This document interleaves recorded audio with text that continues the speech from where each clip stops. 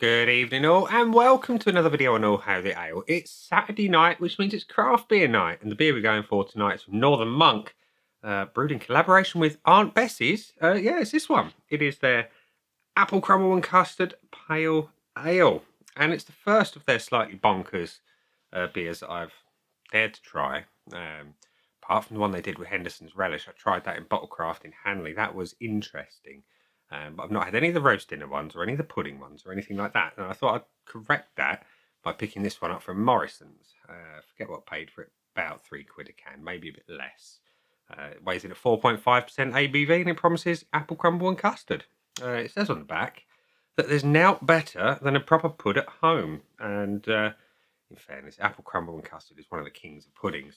It says, Northern Monk and Aunt Bessie's are serving up a sweet and creamy pale ale based on the old school favourite apple crumble and custard. Your ingredients are listed as water, malted barley, wheat, oats, maltodextrin, hops, natural flavours and yeast. Is it going to be any good? We'll find out in a bit, I guess. We'll get it open. Apple's a flavour usually associated with cider. Custard tends to go in stouts. How is it all going to go in a pail? Let's find out. We're going to pour into my Northern Monk glass. And the pour is pale. We're not going to go nuts on the pour. Want some to photograph. So, that's our pour. We've got a pretty pale beer. We've got a white head. It's straw to golden ever so slightly. Hazy, but not massively so. And like I say, a nice tight white head. That's your beer up close in a glass. Looks alright, doesn't it? So the whiff, do we get apple crumble and custard? That's bonkers. I am getting the crumble and the custard and the sharpness of Bramley apple. That's messing with my nose. You should not get aromas like that from a pale ale. At all. No, you shouldn't. It smells very sweet. Super, super sweet. And like I say, with my eyes closed, I've got a weird disconnect. It should not be coming from a pale ale.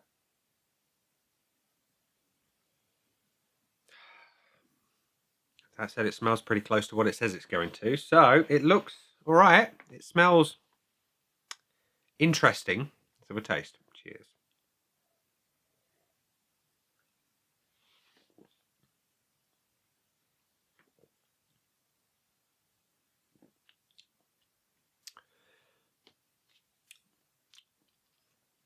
Wow. Okay. It delivers. It tastes like apple crumble with a creamy custard, and it's a flavour that I'm struggling to process because you never expect it to come from a pale ale. You've got the creaminess of the custard. You've got the biscuity notes. You've got an almost hint of cinnamon going through it. You've got the tartness of the apple. And in the back end, it's all the apple, the cinnamon, and the biscuit. That's messing with my head, man. That's properly messing with my head. That said, the body's decent. Slightly lighter than medium. Good carbonation. Lovely mouthfeel. And flavours that just shouldn't be in a pale ale. I'm going to be brutally honest. It does deliver though. It does deliver. The finish, I'm hoping for something beer related. And I'm maybe getting a little something, but it's so heavily overridden by that biscuit and that apple. Yeah.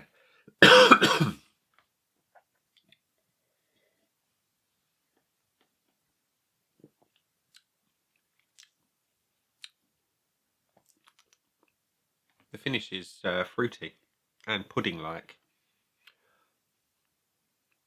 That's all I can say. And there is a malt. Actually, no, there is a maltiness coming through on the back end. It's like tea. It's that kind of not. It's quite an intense malt and heavily tannin based.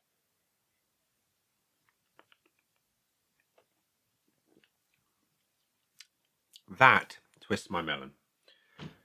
So we go to the scoreboard of joy, which says that for the Northern Monk, Apple Crumble and Custard Pale Ale, brewed with Aunt Bessie's in mind, has had 1,200 check-ins, 5 from people I know, and 2 good BMWs, a 328 and a 330 is your average scores.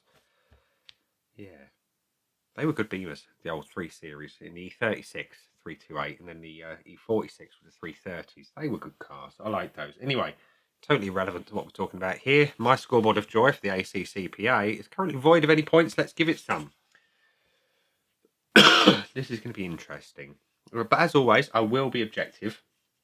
So I'm going to top it off and go for the looks first of all. It looks like a pale ale. There's no getting away from that fact. It looks like a pale ale. It's got a lovely head on it. The colour is all right. I'd like a bit more haze maybe on this one, but it's not a letdown in any way, shape or form. It's a good looking beer. So I'm going to give it a point. The aroma delivers. It delivers on what it says it's going to. You get the biscuit. You get the creaminess of the custard. In how long enough you get some more of that sharp apple. It's a reasonable strength on it. And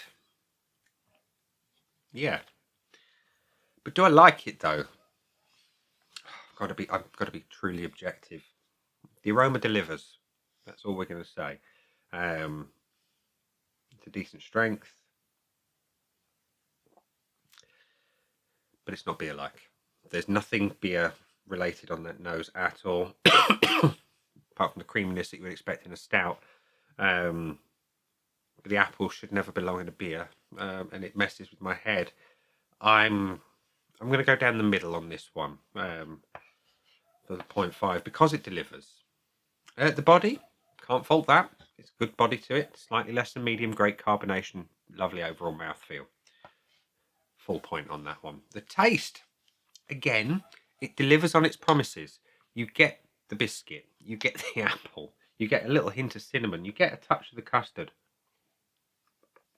The custard comes through as vanilla up front. And it's a decent strength, and the back end is really quite nice and malty. But again, these are flavours that should not appear in a pale ale in my world.